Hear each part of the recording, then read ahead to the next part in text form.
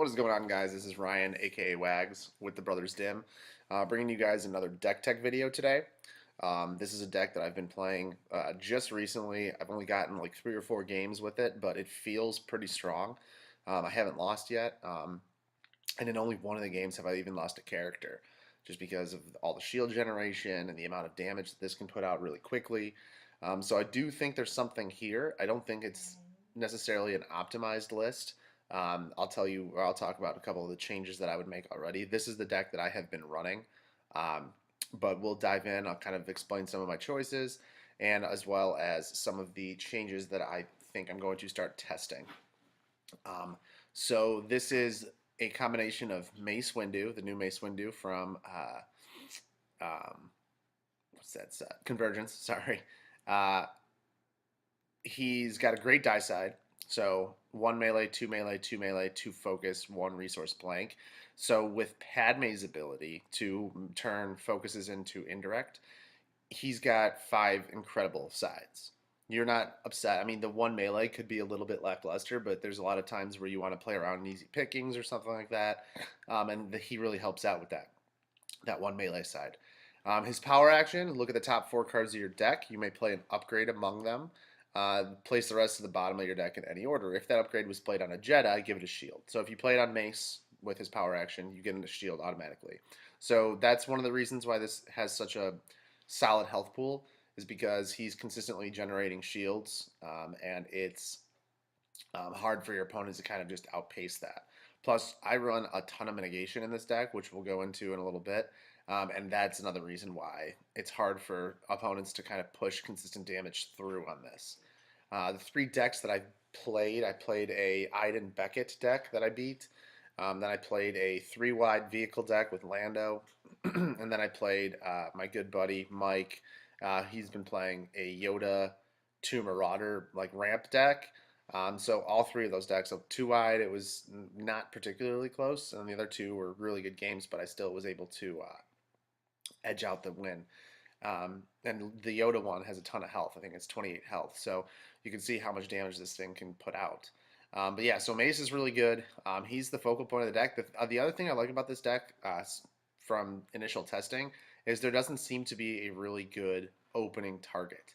One of the games they try to burst down Mace, but then with all the shields and stuff like that, he just outpaced him and outlasted him.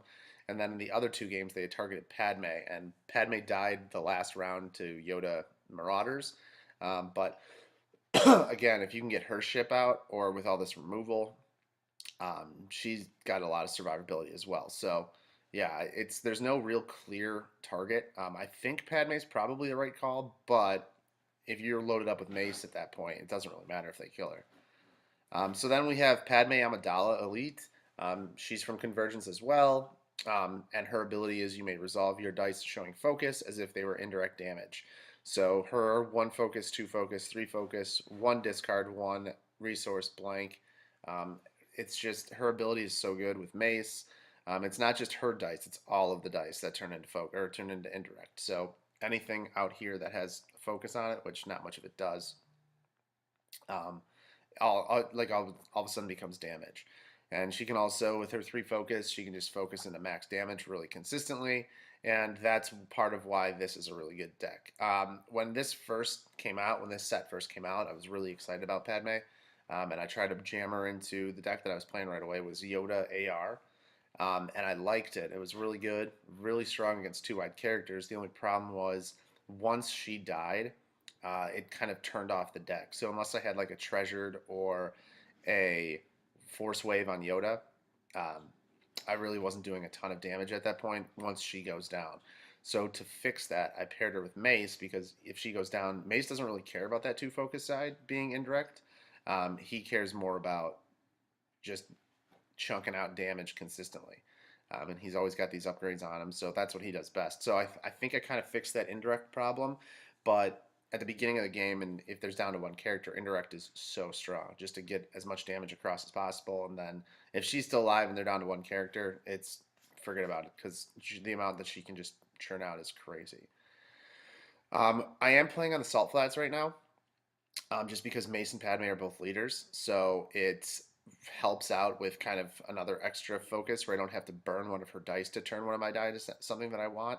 It also adds it's pretty solid soft mitigation for the opponent. I love Salt Flats. It's one of my favorite battlefields in the game. The big problem that I can foresee with this deck, and the only real thing that I have to try and fix is money generation, because it's kind of tough to manage with when you're going to play the upgrade, when you're going to use Mace's ability, when you have to save for this stuff, when you're going to overwrite instead of just play it. And so money generation can be a problem. I I will say in the 3 or 4 games that I've played, it hasn't been as big a problem as I initially thought it would be. So that's good.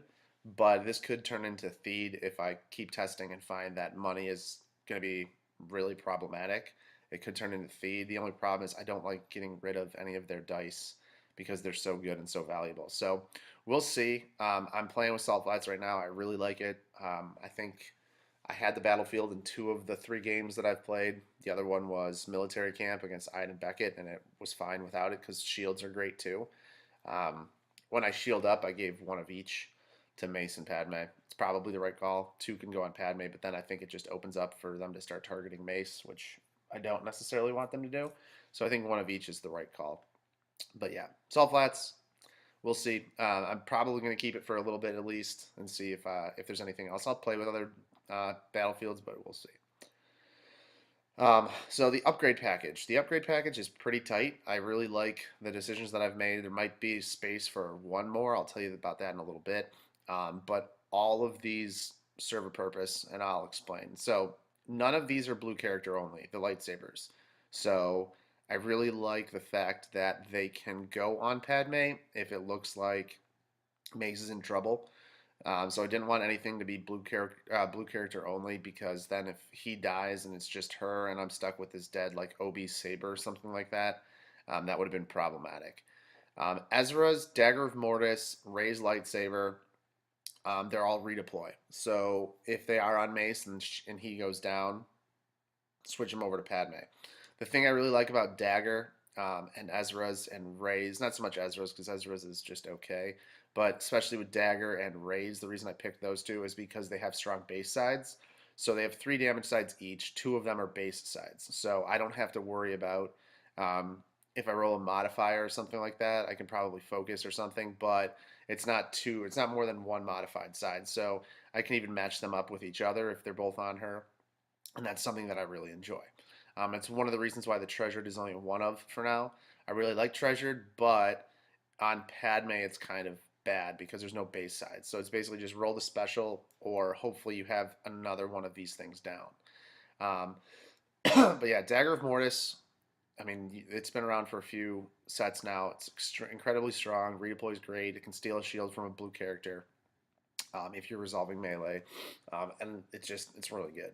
It's not something that I want in my opening hand. I'll kind of explain what I mulligan for after I go over all these cards, but it's a good late game overwrite. If Mace has like a 2 cost on him, I can overwrite into the dagger, only costing 1, and now I have this really strong weapon. And if he dies, I can just redeploy it.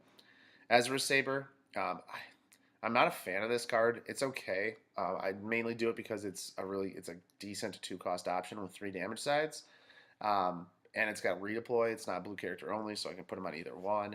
But I've never really liked this card, um, but it does exactly what I need it to do. Right, 1/2/2 is pretty strong with the special for a 2 cost, and this is kind of like my last option. If I don't get something else, I'm okay with having this in my opening hand.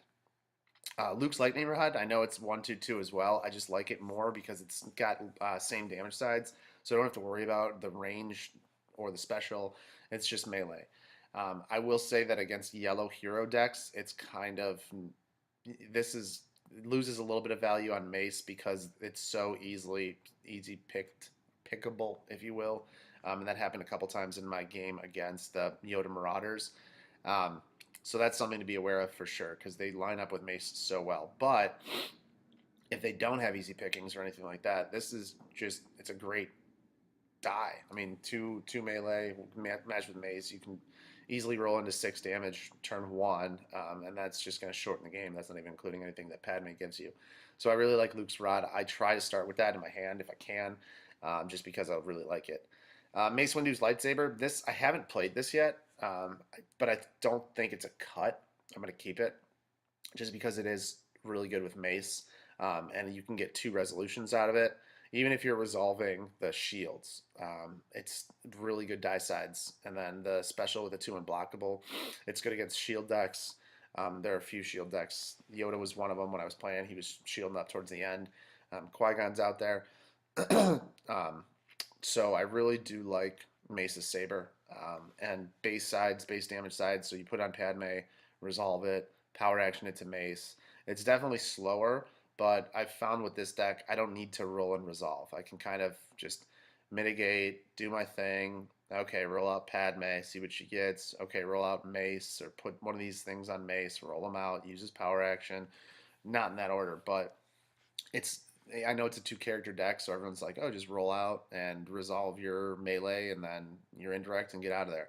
That's not what it is. It's a very slow, methodical deck. That's kind of how I've been playing it. So Mace's Saber fits in that kind of pattern.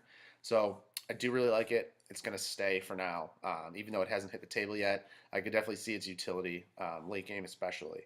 Um, but yeah, really like it. It's not blue character only, so it goes on either one of them, which is really, really good.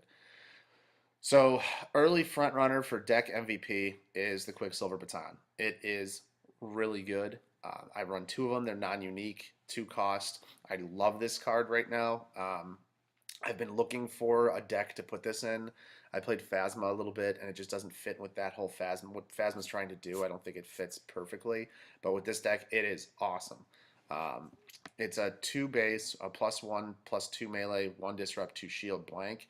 So the disrupt is pretty clutch. I know it doesn't have a resource, but you don't really miss it. And it says after you play this upgrade, if it's on a leader, roll this die into your pool. If this upgrade is on a trooper, you may spend 1 resource to roll one of that trooper's character dice into your pool. So neither Padme nor Mace are troopers, but they're both leaders.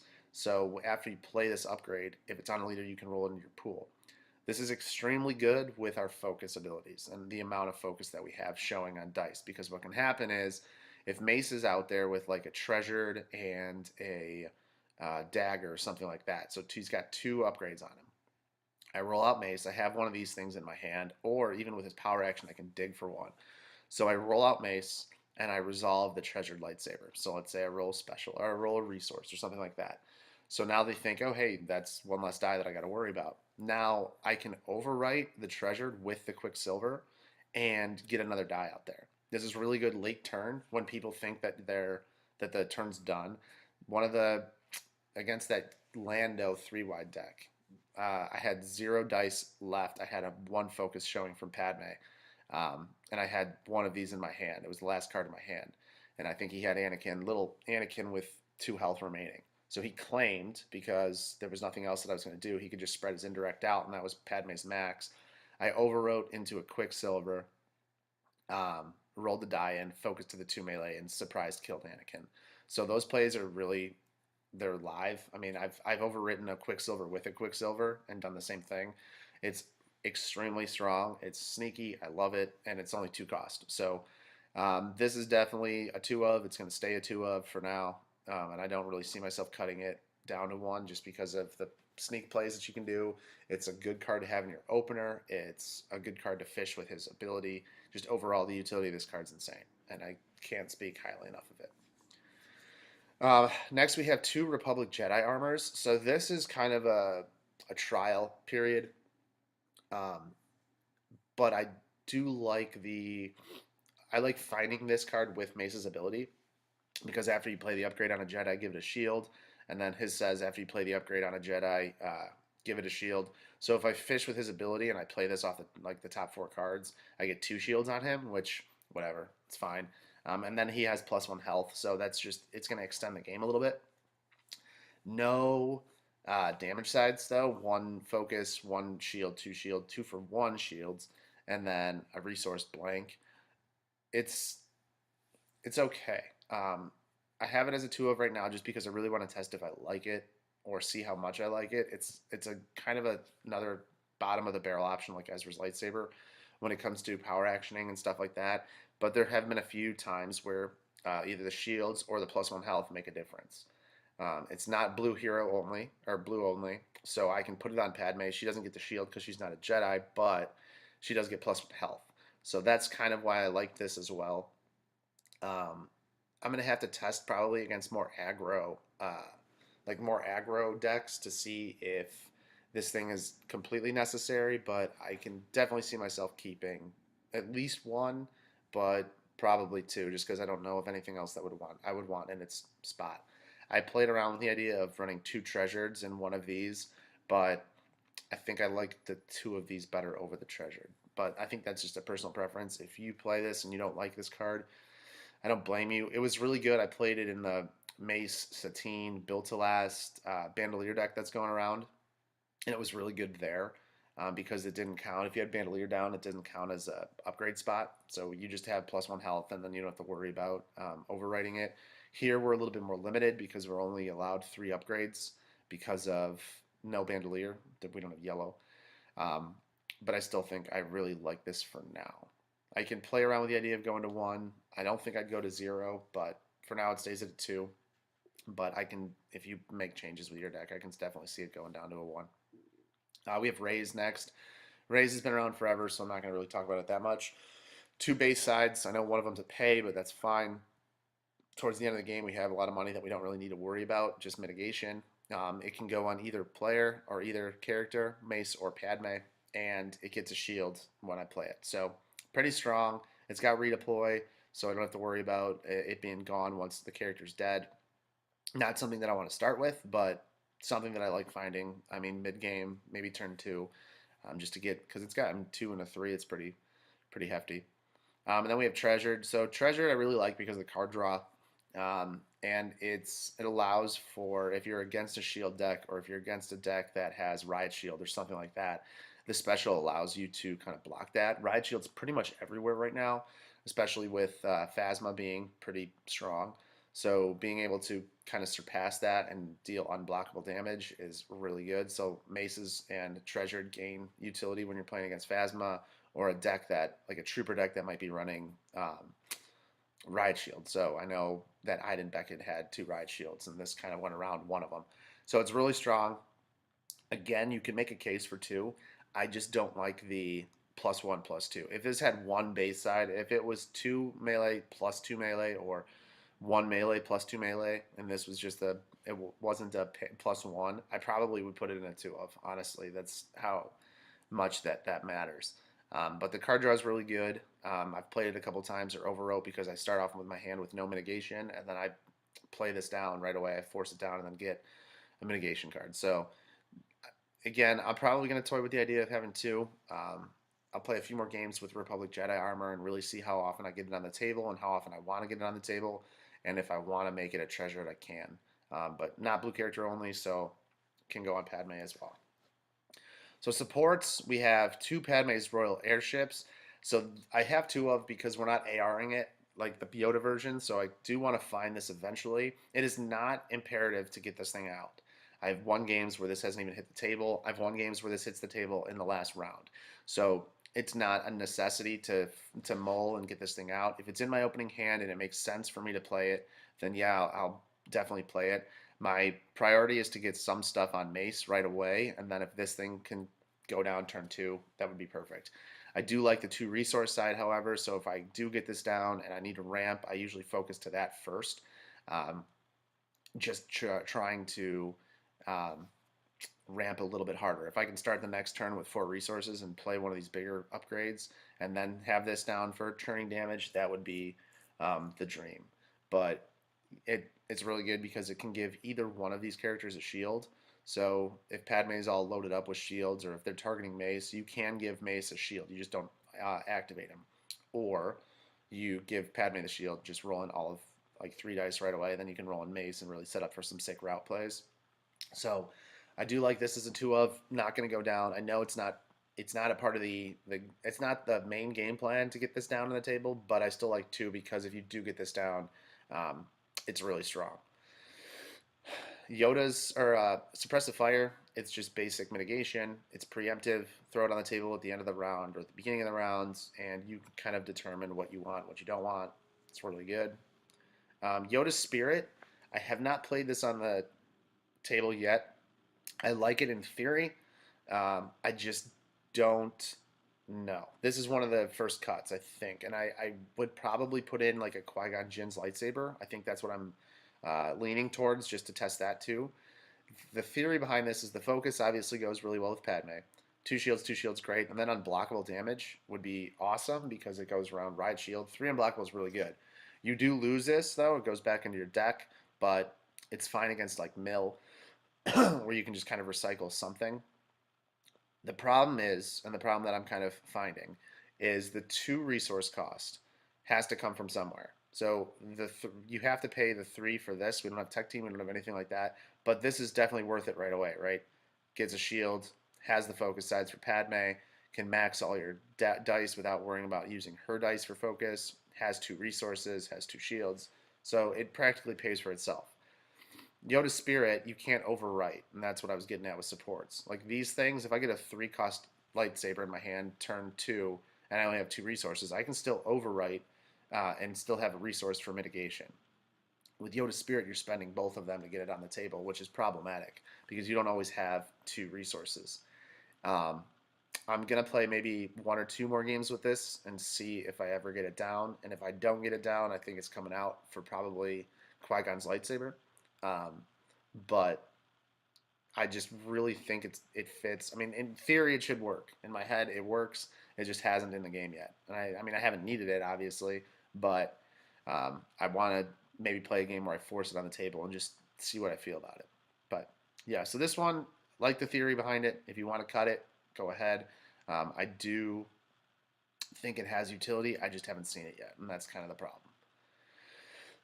So event package, we have 15. We have 1 aggressive negotiations. So 2 costs is pretty pricey, but I do really like what this card can bring, especially late game.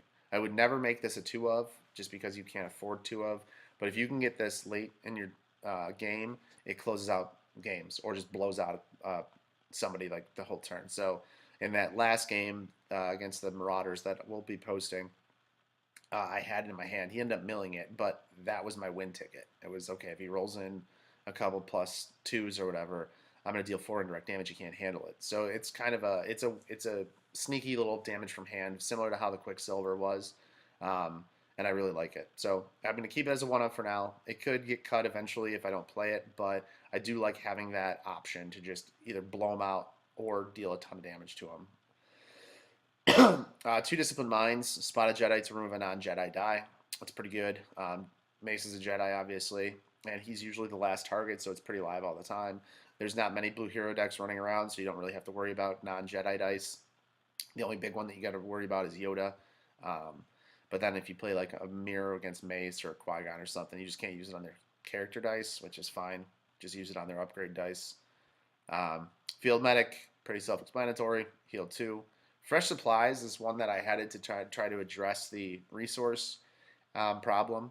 If I can get this in my opening hand, I want to win the battlefield. And these guys have pretty good dice to win the battlefield with the 2 and the 3 for her.